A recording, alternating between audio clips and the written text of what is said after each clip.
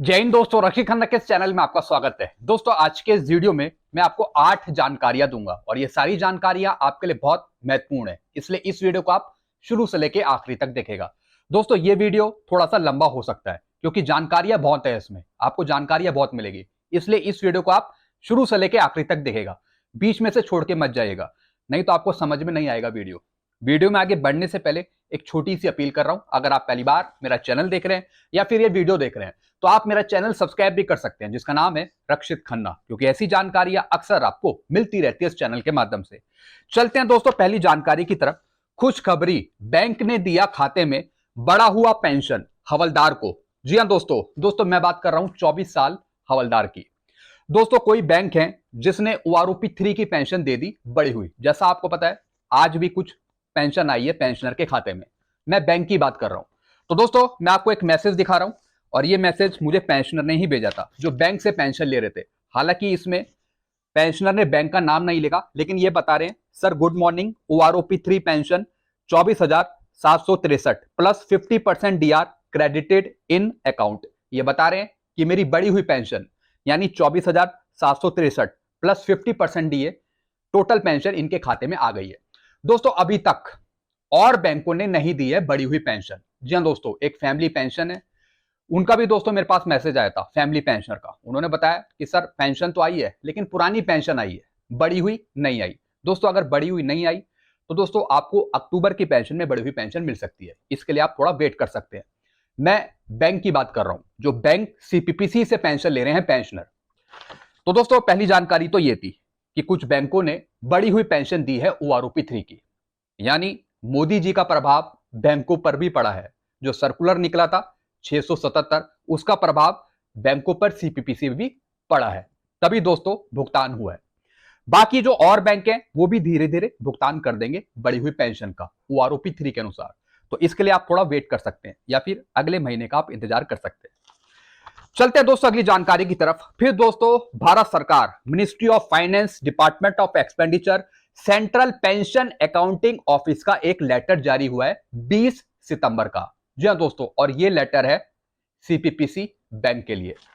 दोस्तों, एक लेटर मैं आपको दिखा रहा हूं, ये लेटर है, ये पूरा लेटर है, मैंने इसे पूरा हाईलाइट कर रखा है। इस लेटर में क्या लिखा है, सारे सीपीपीसी बैंक को महीने की पेंशन में देरी ना हो वरना एक्शन लिया जाएगा। जी हां दोस्तों, जो ये लेटर निकाला गया है ये सीपीपीसी बैंकों के लिए निकाला गया है, ताकि जो बैंक सीपीपीसी आपको पेंशन देते हैं हर एक महीने, उसमें लेट लतीफी ना करें।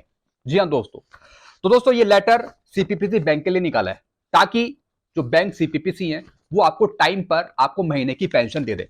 अगर पेंशन में देरी होती है तो दोस्तों इनके ऊपर एक्शन लिया जाएगा, बैंक के ऊपर या फिर सीपीपीसी के ऊपर।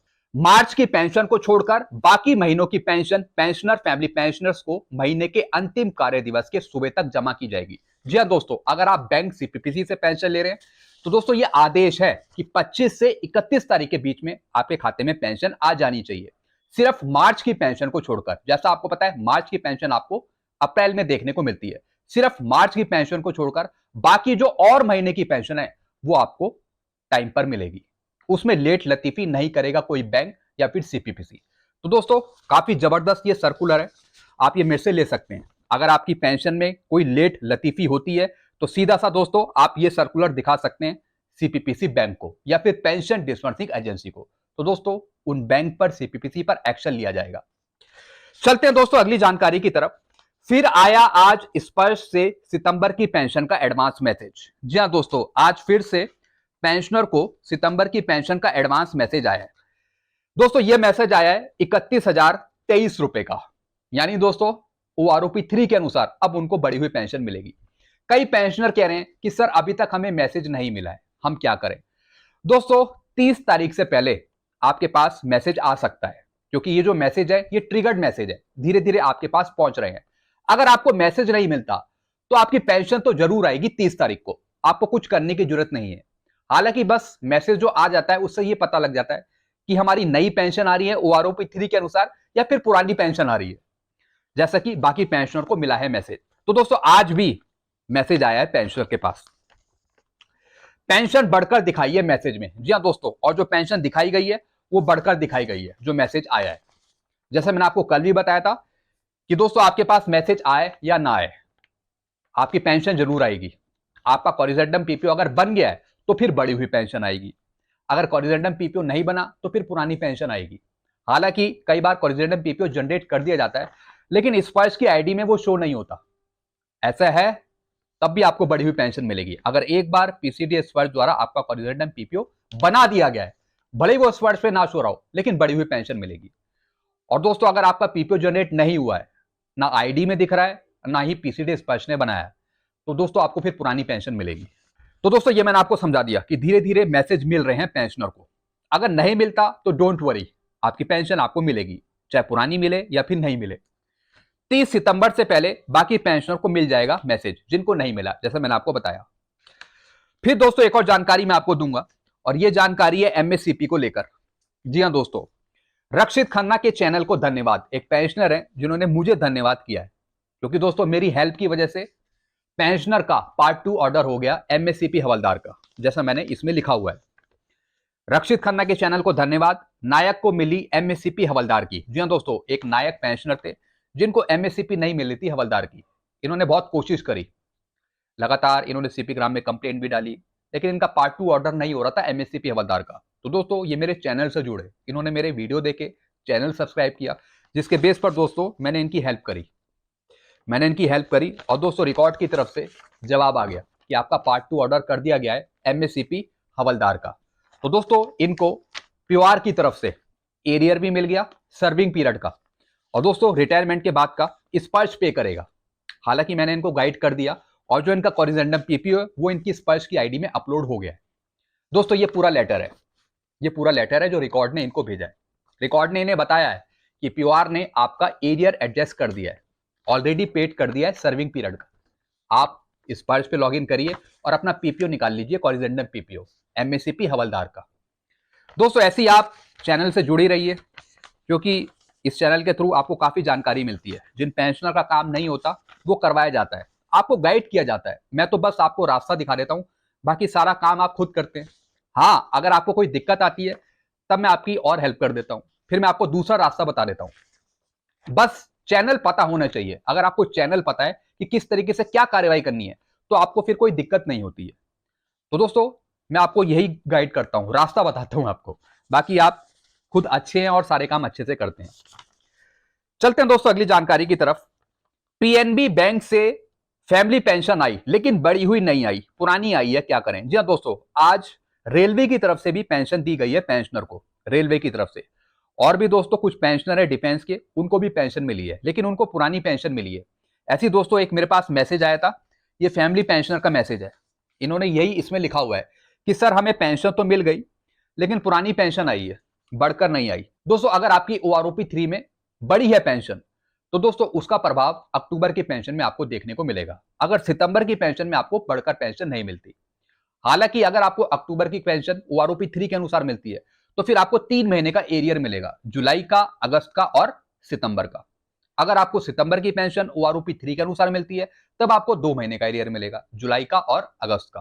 तो दोस्तों आप थोड़ा सा यहाँ पे वेट कर सकते हैं, धीरे धीरे भुगतान हो जाएगा आपको एरियर का भी और बढ़ी हुई पेंशन का भी, अगर आपको नहीं मिलती है बढ़ी हुई पेंशन या फिर एरियर नहीं मिलता है। चलते हैं अगली जानकारी की तरफ। फिर दोस्तों एनक्यूएस यानी नॉन क्वालिफाइंग सर्विस पर आया जवाब रिकॉर्ड से।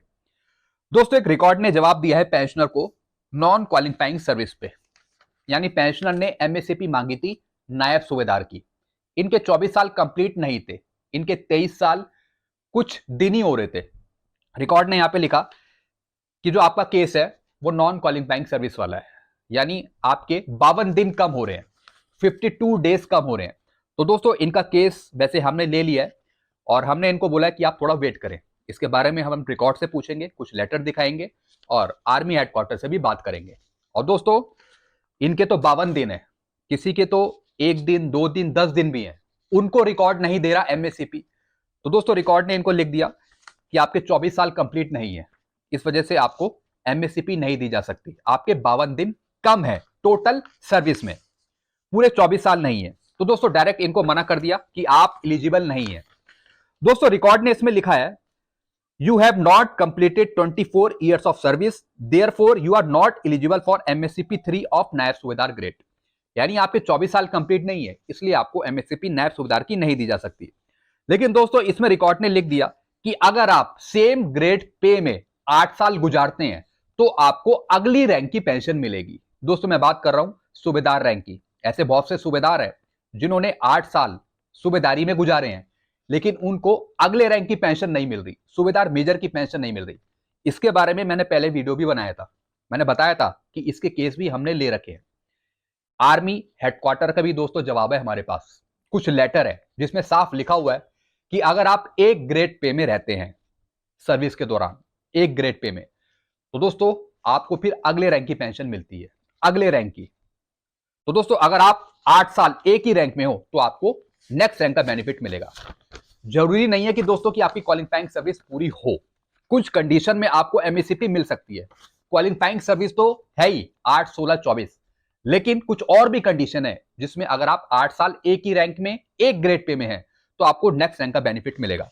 रिकॉर्ड ने दोस्तों यहां खुद ही लिखा हुआ है, खुद ही लिखा हुआ है, खुद ही लिख रहे हैं यहां पे, continuous service in the same grade pay for more than 8 years, 8 साल से ज्यादा है तो आपको फिर अगले रैंक का बेनिफिट मिलेगा। तो दोस्तों इनका केस हमने ले रखा है नॉन क्वालिफाइंग सर्विस का, यानी दोस्तों किसी वजह से इनकी क्वालिफाइंग सर्विस पूरी नहीं हो पाई, कुछ पीरियड इनका काट लिया। तो दोस्तों वो जो पीरियड कटा हुआ है, जैसे इनका 52 दिन का पीरियड कटा हुआ है टोटल क्वालिफाइंग सर्विस में, तो दोस्तों इस 52 दिन को कैसे एडजस्ट किया जाए कि इनकी क्वालिफाइंग सर्विस 24 साल या फिर 24 से ऊपर पहुंच जाए और इनको फिर एमएससीपी दे दी जाए। तो दोस्तों हम इसी पे काम करेंगे कि इनकी जो 52 दिन है वो कैसे रेगुलराइज कराया जाए, इनकी सर्विस को कैसे एडजस्ट किया जाए रिकॉर्ड के माध्यम से। तो दोस्तों अभी इन पेंशनर को थोड़ा वेट करना पड़ेगा क्योंकि इसके बारे में हम रिकॉर्ड से जवाब मांगेंगे, यानी कुछ हमने प्रेजेंटेशन भी दिए हैं आर्मी हेडक्वार्टर को, ताकि दोस्तों जिनकी भी नॉन क्वालिफाइंग सर्विस है उनका केस फाइनल हो सके, उनको एमएससीपी दी जा सके। इसके बारे में भी दोस्तों हम आगे जवाब मांगेंगे। चलते हैं दोस्तों अगली जानकारी की तरफ। सितंबर की पेंशन स्लिप भी चेक करते रहिए बीच बीच में इस वर्ष के पेंशनर। जी हां दोस्तों, एक मैं आपको छोटी सी एडवाइस दे रहा हूं कि आपके पास मैसेज आया हो या नहीं आया हो, लेकिन आपको बीच बीच में 30 सितंबर तक स्पर्श पे जाके अपनी पेंशन स्लिप चेक करनी है सितंबर की, कि आपकी पेंशन स्लिप जारी हुई है या नहीं हुई है। आज भी मैंने काफी पेंशनर्स को गाइड किया है कि आप स्पर्श पे लॉगिन करिए और एक बार देख लीजिए कि आपकी सितंबर की पेंशन स्लिप जनरेट हुई है या नहीं हुई है। दोस्तों ये मैं इसलिए कह रहा हूं ताकि आपकी पेंशन टैली हो जाए, आपकी पेंशन ओआरओपी 3 के अनुसार टैली हो जाए कि आपकी पेंशन स्लिप में कुछ गड़बड़ी तो नहीं है जिस तरीके से पीपीओ में गड़बड़ी है। दोस्तों एक चीज मैं आपको समझाऊंगा, जैसा मैंने आपको कल बताया था कि कुछ ऑनरी लेफ्टिनेंट के पीपीओ गलत बने हैं ओआरओपी 3 के। तो दोस्तों आज मेरे पास एक पेंशनर का मैसेज आया था, उनका नाम मनोज जी है। उन्होंने मुझे कहा कि सर आपके कहने पर मैंने शिकायत तो डाल दी थी, लेकिन बिना कुछ शिकायत ठीक करे, बिना कुछ हुए उनकी कंप्लेन क्लोज कर दी। जो उन्होंने शिकायत डाली थी कल पहले, उनकी शिकायत क्लोज कर दी बिना कुछ करे। तो दोस्तों ऐसे बहुत से पेंशनर के साथ होता है, यानी आप शिकायत डालते हैं कि हमारा कॉरिजेंडम पीपीओ ठीक कर दिया जाए या फिर हमारी पेंशन में सुधार कर दिया जाए। कुछ दिन बाद जब पेंशनर वो स्टेटस चेक करता है तो उसकी कंप्लेन क्लोज कर दी जाती है और दोस्तों उसकी प्रॉब्लम सॉल्व नहीं होती, तब पेंशनर परेशान होता है। दोस्तों ऐसा बहुत से पेंशनर के साथ होता है। दोस्तों आपको क्या करना है, जो आपका पहले टोकन नंबर जनरेट हुआ, जो आपका पहले जनरेट हुआ, जो आपने पहले शिकायत डाली थी, उसी टोकन नंबर के साथ आपको एक एप्लीकेशन बनानी है और सीधा अपने रिकॉर्ड को देनी है और कॉपी टू आप करेंगे इस पर्च को, यानी जो आपकी पहले कंप्लेन खुली थी और बाद में वो क्लोज कर दी गई बिना कुछ करे, तो उसी के रेफरेंस में आपकी प्रॉब्लम सॉल्व करी जाए। एक ये तरीका है। या फिर आप इस पर्च पे दोबारा शिकायत डालेंगे अपनी पुरानी कंप्लेन का रेफरेंस देके। तो दोस्तों आप सबसे पहले रिकॉर्ड को एक लेटर लिखे पुरानी कंप्लेन का रेफरेंस देके, पुराने टोकन नंबर का रेफरेंस देके, और फिर आप उसमें लिखेंगे कि पहले मैंने कंप्लेन डाली थी लेकिन बिना कुछ करे हमारी कंप्लेन क्लोज कर दी। साथ में आप गलती वाला पीपीओ भी अटैच करेंगे, उसे हाईलाइट कर देंगे और एक बढ़िया सा मैटर बनाएंगे और सीधा रिकॉर्ड को भेजेंगे और कॉपी टू कर देंगे सीधा स्पर्श को, ताकि वो जो आपने लिखा है वो स्पर्श के पास भी चला जाए। इस तरीके से आप सुधार सकते हैं अपने पीपीओ को। चलते हैं अगली जानकारी की तरफ। नोशनल इंक्रीमेंट लेने के लिए पेंशनर ने लिखा रिकॉर्ड को। जी हाँ दोस्तों, एक मैं आपको लेटर दिखा रहा हूं और दोस्तों ये लेटर लिखा गया है पेंशनर ने, अपने रिकॉर्ड को लिखा है और दोस्तों ये लिखा गया है नोशनल इंक्रीमेंट देने के लिए। दोस्तों ये पेंशनर 2006 के बाद आए थे, इनके पास एएफटी दिल्ली का जजमेंट भी है और जो इनके फेवर में आया था ये किसी दूसरे का केस है। हालांकि दोस्तों इस बीच बहुत से केस आए हैं नोशनल इंक्रीमेंट पे। जी हाँ दोस्तों, एएफटी ने साफ आदेश दिए हैं कि पेंशनर को नोशनल इंक्रीमेंट दिया जाए। अगर नोशनल इंक्रीमेंट नहीं दिया जाता डिपार्टमेंट द्वारा, रिकॉर्ड द्वारा, तो दोस्तों फिर से एग्जीक्यूशन पिटीशन फाइल करनी पड़ेगी, तब इसका हक मिलेगा। तो दोस्तों ऐसी एक पेंशनर थे जो एएफटी दिल्ली के थ्रू जीत गए थे अपना केस, नोशनल इंक्रीमेंट बोल दिया था एएफटी दिल्ली ने। तो दोस्तों सीधा इन्होंने रिकॉर्ड को लेटर लिखा है कि मैं यहाँ पे कॉपी लगा रहा हूँ एएफटी जजमेंट की, इसके बेस पर मुझे नोशनल इंक्रीमेंट दिया जाए। आप ये पूरा लेटर देख रहे हैं, यहाँ पे कोट कर रखे हैं कोर्ट के ऑर्डर, एक तो इनका खुद ही का है। तो दोस्तों अब ये क्लियर हो गया कि आपको नोशनल इंक्रीमेंट मिलेगा, भले ही आप 2006 के बाद आए हो या फिर 2006 से पहले आए हो। बस थोड़े से रूल्स रेगुलेशन आपको पता हो तो उसके बेस पर आपको मिल सकता है कुछ। जी हाँ दोस्तों, तो दोस्तों यही कुछ जानकारियां थी जो मैंने आपको समझाई हैं। आई होप सारी जानकारी आप अच्छे से समझ गए होंगे। बाकी अगर आपको और कुछ पूछना हो तो आप नीचे कमेंट कर सकते हैं।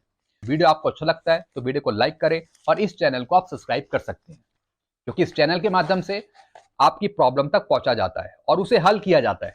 चाहे वो फैमिली पेंशनर हो, चाहे वो खुद पेंशनर हो, चाहे वो सिविलियन पेंशनर हो, चाहे रेलवे का पेंशनर हो, चाहे डिफेंस पेंशनर हो, कोई सा भी पेंशनर हो, हर एक टाइप की आपकी प्रॉब्लम सॉल्व करी जाती है। Thank you so much.